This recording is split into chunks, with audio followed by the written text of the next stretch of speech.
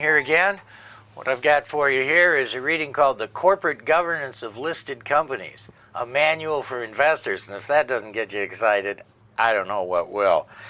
Anyway, this reading, corporate governance, has become a real buzzword and a lot more attention focused on it, so we need to define that and talk a little bit about it. One of the frustrating things about this reading is it has an awful lot of lists of things you should consider, things you should consider, things you should consider, and I don't think you have to memorize all of that, but what I want to do is I think give you some clear things that kind of tie it all together and that we can focus on. That is the overriding principles. So let's jump into this. We've only got, 12, 13 slides, something like that, so it won't take too long. We'll try and make it not too painful. But let's jump onto this first slide and see if we can define corporate governance. Refers to the firm's internal controls. Get my pen going here. Internal controls. Make my pen fatter. So controls on the firm resources. I mean, here's what we're going to get to is you've got the shareholders that own the company, right? And then you got the board of directors that kind of runs the overall show, and they put in top management, CEO, CFO, whatever the president, whatever the structure is, to run the company. Well, we want to find out, are they running it in the interest of shareholders, which is what they're supposed to do. They're all paid by the shareholders who are the owners of the company. So corporate governance defines the rights and responsibilities of management, the board, and shareholders. Now, the responsibilities of shareholders, not too much. Rights of shareholders, very important here. So our overriding principle here is that good corporate governance ensures that shareholder interests are protected. That is, management, employees are not using firm money, firm assets, firm resources for things that benefit them or others at the expense of shareholders. So that's kind of the bottom line here. So what are some of the factors affecting corporate governance? Well, the board of directors. We will find that the idea of independent directors very important. We'll talk about that in some more detail in a minute. Qualifications of the directors. What are the terms? Well, annual terms. Annual terms are thought to be better for shareholders. It just makes these guys easier, these ladies easier to replace. Okay? One of the alternatives is staggered terms, where these board members are on this 4-year cycle, and then you elect 2, and they serve for 4 years, and then 2 that serve for 4 years. So that's staggered. Well, it makes it harder to reconstitute the board at any point in time. And the other thing we want to look at is the committee structures, and we'll look at specific committees here in just a moment as well. As far as management, is there a management code of ethics? That's a good thing. Is there board oversight over management? That's a good thing. Okay. What about management compensation? How is it structured? Are the interests of management aligned with the interests of shareholders? And our third bullet point here is shareholder rights. What rights do the shareholders have? What are the voting rights? Are they cumulative? Okay. Now, when we're talking about cumulative here, it's not like we're talking about cumulative preferred and talking about dividends. We're talking about how the voting is structured. If there's 5 board seats, statutory voting says you're going to have 5 separate elections. So if I own 51% of the stock, I can win every election. I can elect 5 people that I like to the board of directors. And those other 49% of the shareholders, tough luck. Now with cumulative voting, you have one election with many candidates, and the top 5 vote getters will constitute the board, will be elected to the board. Now, boards are often bigger than 5. I'm just using that for an example. But what that does, and I'm not going to get into the math here, but what it does is says, well, if I have 100 shares, then I get 500 votes. And if I put all those votes for one person, I'm going to have more say in that election. And it turns out that if I own 40% of the stock and everybody else owns 60, I can still elect 40% of the 5 board members. I can take my cumulative votes and split them between 2 candidates, and those 2 will have to be in the top 5. So that's why cumulative voting is important. It can give minority shareholders representation on the board that they wouldn't necessarily get. What about proxy voting? Well, I've never run into a company that didn't have proxy voting, but I guess that would be a real negative if it didn't. Proxy voting just says I can vote on those issues requiring a shareholder vote without going to the annual meeting in New York or Chicago or Fairbanks or wherever they decide to have it. And what sorts of actions require shareholder approval? That is, how much can the board get away with without submitting it to a vote of all the shareholders? So let's talk about the board. What makes a good board? Well, independence. That is our main theme here for board members. Although we also find out such interesting things as it helps if the board member has experience in the industry. It helps if the board member has board and management experience, things like that. So sometimes it's hard to make questions about this corporate governance. You say, well, gee, what kind of board member would you like? Would you like one with no ethics who's spent a lot of his life in jail, or one that's a pillar of the community and known for his upfront, transparent, and ethical behavior? I mean, it's a no-brainer. So that's why we have to fall back to these central themes in order to keep things kind of in order here. Also, it is advantageous for the board to meet without the managers present. Remember, these managers may have a different set of incentives than shareholders do, and we don't want management to be shoving the board around. It really should be the other way around, with the board acting independently in the interests of shareholders. And we'll talk about what it means more to be an independent board member. The board should have the ability to hire outside consultants with specialized knowledge. So board members can't know everything. If they need to know more about their derivatives and their risk management and their risk exposures, rather than take the word of the CFO or the opinion of the CFO, they may want to go out and get some independent appraisal of the situation by outside experts. And so that's why this is a plus. On legal issues as well, they can go outside for external opinions. Annual terms, I mentioned, give the shareholders more control than they would with longer terms or longer staggered terms. What are some of the negative factors? Well, this may surprise you, but it's considered a negative if the current chief executive officer or a past CEO is the chairman of the board. They're too tightly related. So this idea of an independent board is independent of management, independent of other relationships with the company, so that their sole focus is on shareholder interests. Well, let's get ahead to the next slide here and talk about what it means to be an independent board member.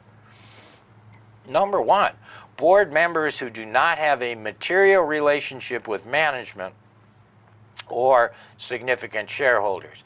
That is, they're not being paid by management with a consulting contract.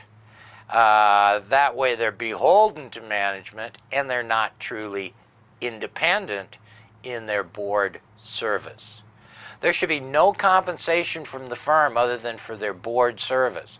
So if a board member goes out and says, gee, I found a great acquisition for you out in Maryland. It really fits well with your business. The guy's looking to sell.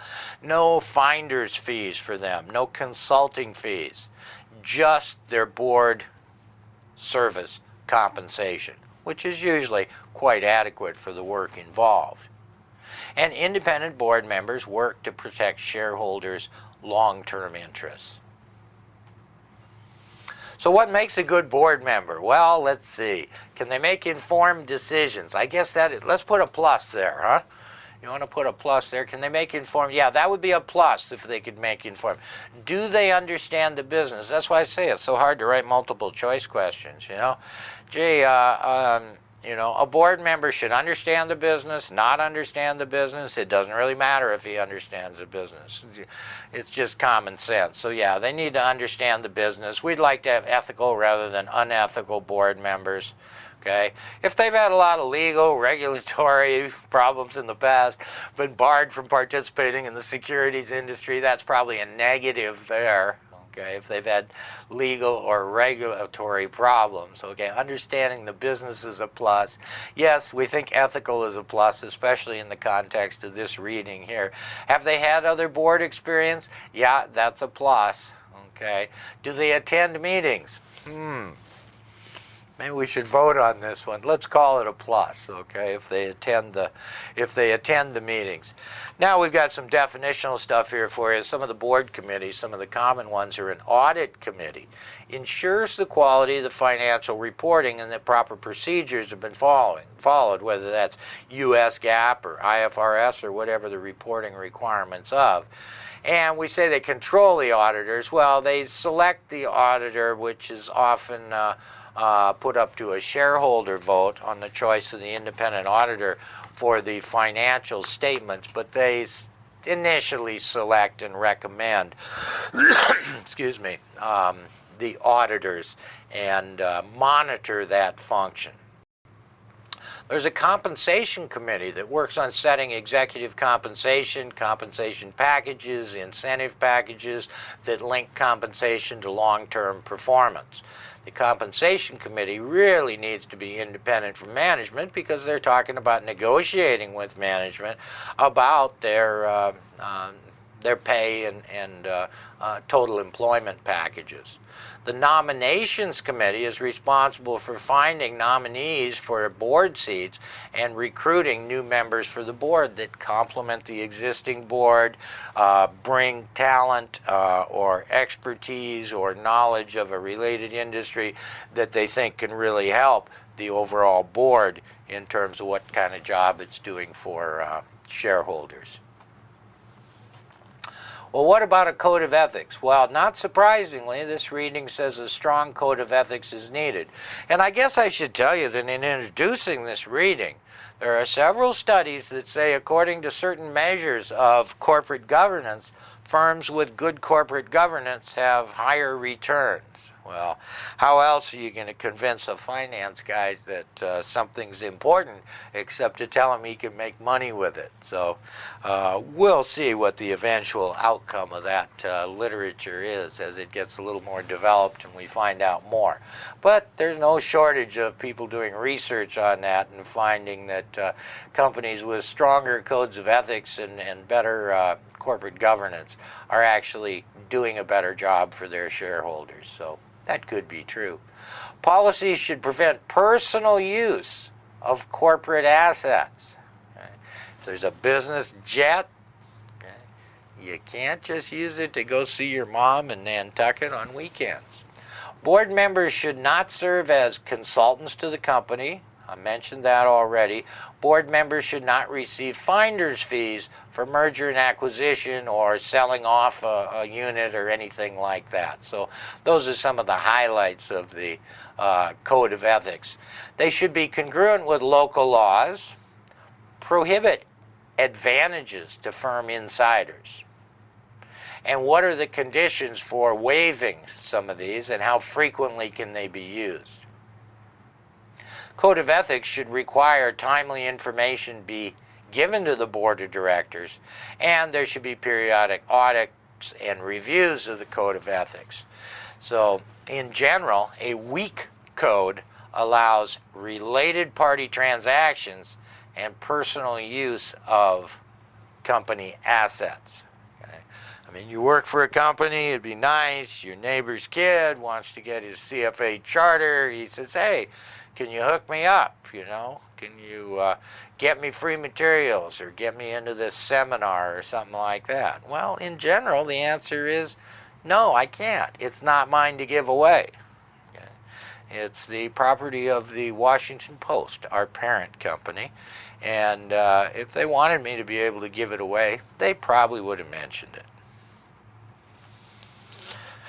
Okay, proxy voting rules. Easy proxy voting is a good thing. It gives you better shareholders' rights. So what are some of the negatives? Well, if there's any limits on your proxy voting on items that require a shareholder vote, if the meetings are timed inconveniently, or perhaps are in Prudhoe Bay, Alaska, or something like that, where they're not only timed but located inconveniently to keep shareholders from showing up, that's not a good thing. Requiring attendance rather than, this doesn't mean everybody has to come, requiring attendance in order to vote is a negative. Okay?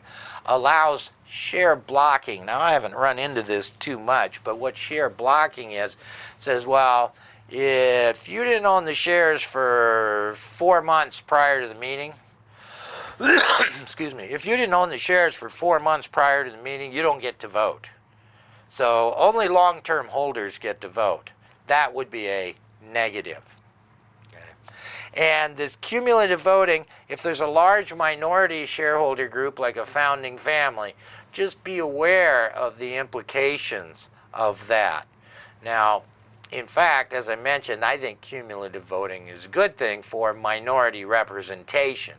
But if there's a large minority group that's very cohesive, that is, speaks with one voice, and a lot of other disparate shareholders, cumulative voting may give them a little bit more control than you want them to have. So that's just something to look at. I wouldn't say necessarily a clear-cut positive or negative in this, but if you have to vote, vote for cumulative voting to be a good thing for shareholders' interests and better corporate governance.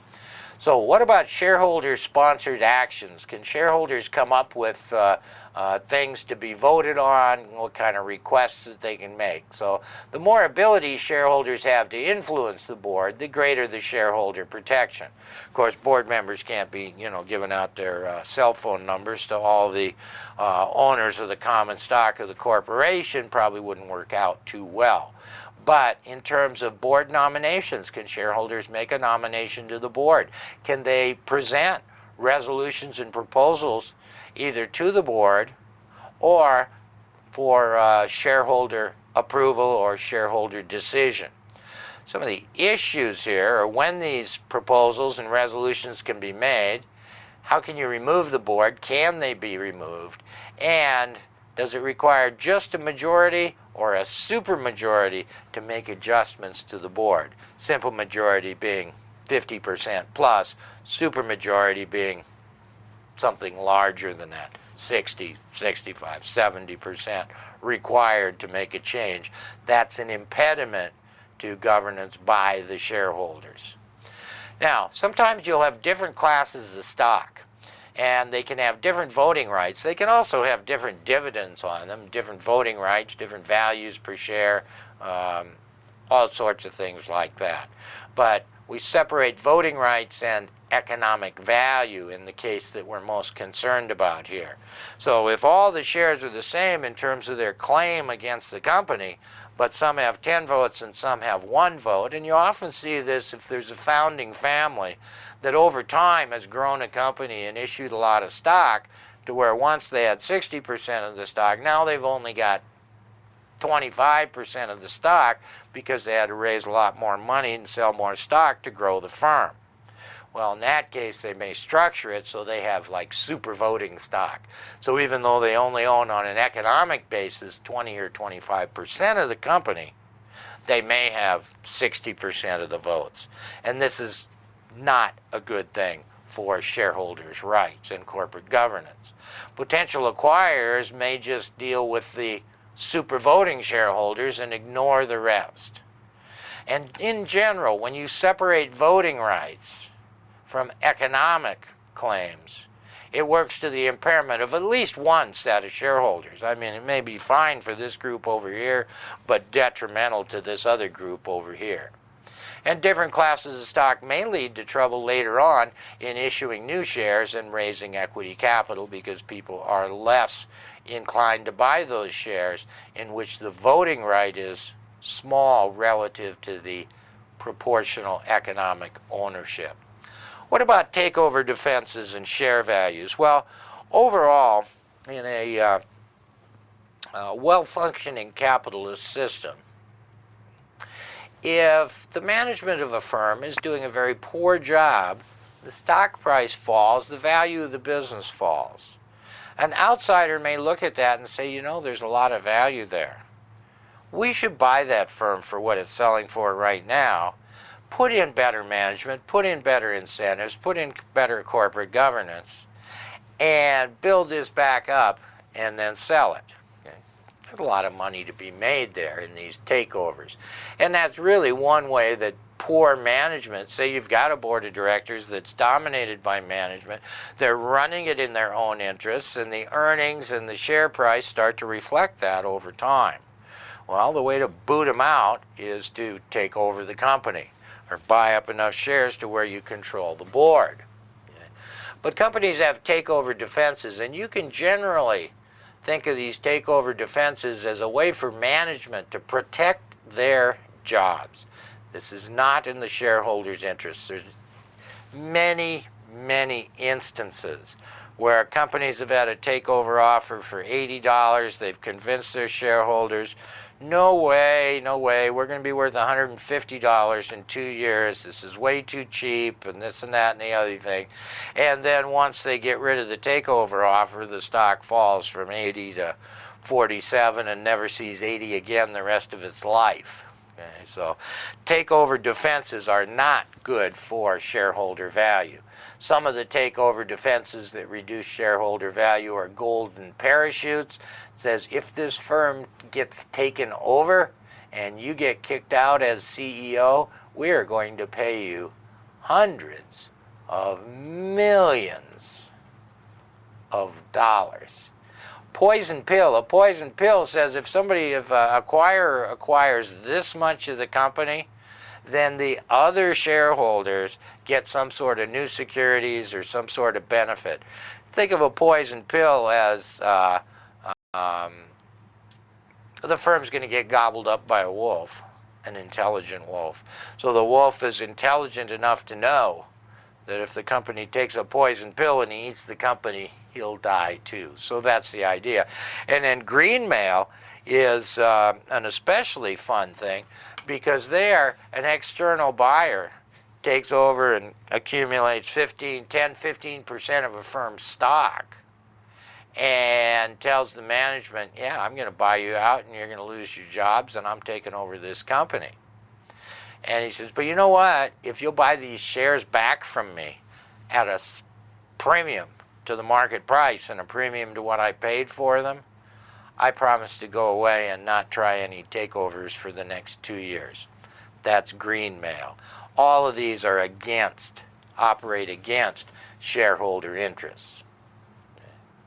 So other things you might look at is shareholder approval required to implement golden parachutes and poison pills and green mail. And in the case of an acquisition, is government intervention likely? Okay, we're just going to finish here with a corporate governance problem.